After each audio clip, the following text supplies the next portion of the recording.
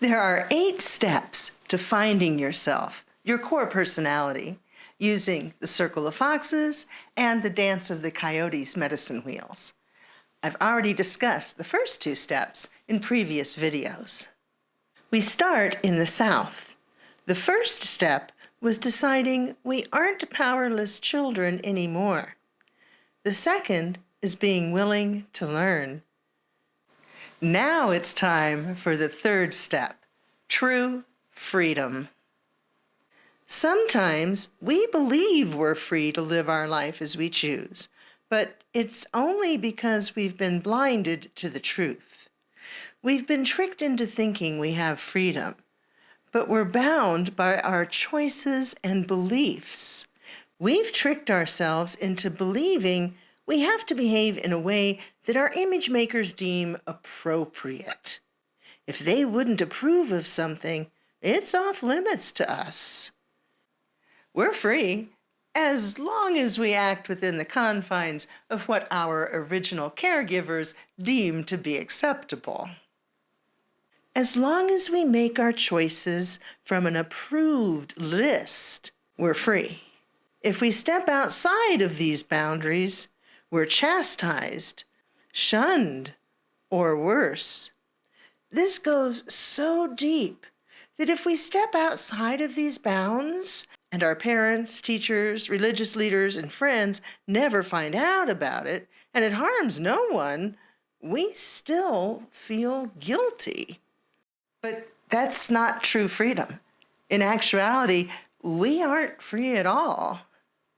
To be clear, I'm not talking about actions or choices that would harm others or prevent them from exercising their freedom.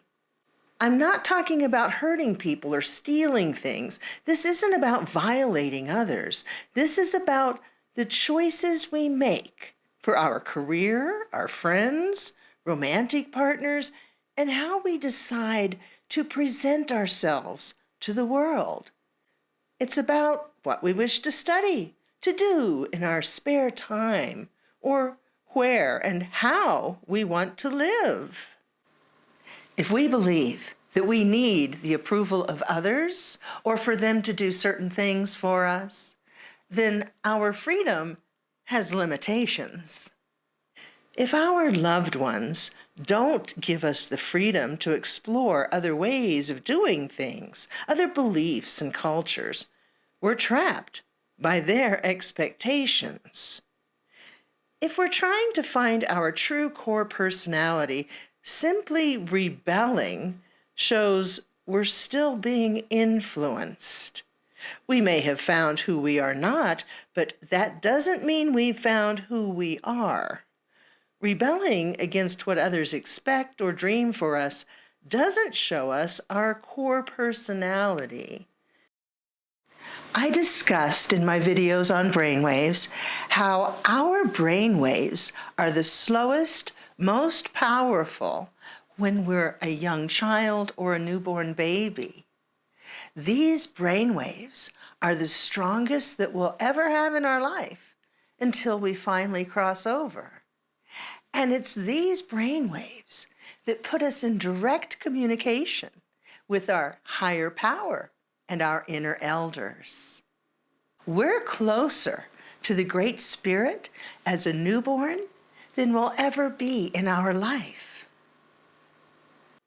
If we allow these influences to dim our light to the point where we can't follow our path we've laid out, we've hurt ourselves. We all want to please those we love. We want them to be proud of us. But the people who truly love us want us to be happy. They want what is best for us, and that would be to find our true self, to follow our path to happiness, health, harmony, humor, and hope. Anything less is a waste of time, a waste of life. But remember, in step 1, we agreed we're survivors. We're not helpless children anymore. We did what we had to do to make it to this point in life. Now it's time to take our power back. we don't have to pretend anymore. To get a glimpse of the path you planned for your life before you were born, think back to what you were naturally drawn to as a child. What did you like to do? What attracted your interest? As a young child, we hadn't been influenced by the world yet. Our natural interests hadn't been censored.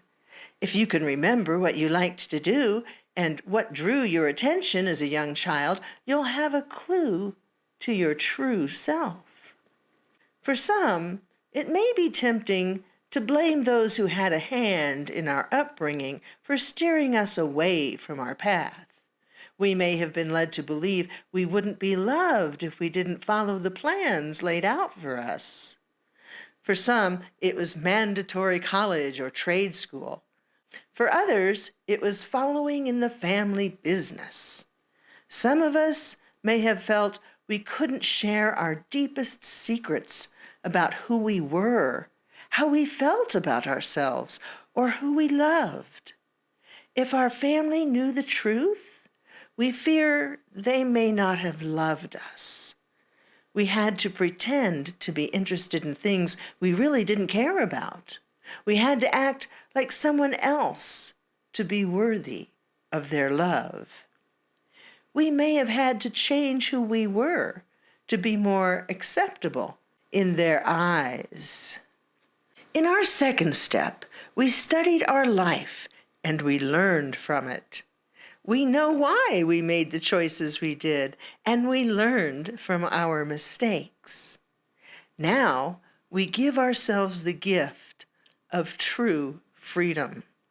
We don't have to pretend to be someone we're not. We don't have to fake enthusiasm for things we really don't care for. We may not know ourselves fully yet, but we give ourselves permission to be whoever that is, without judgment or remorse. Join me next time for the fourth step on finding our true self.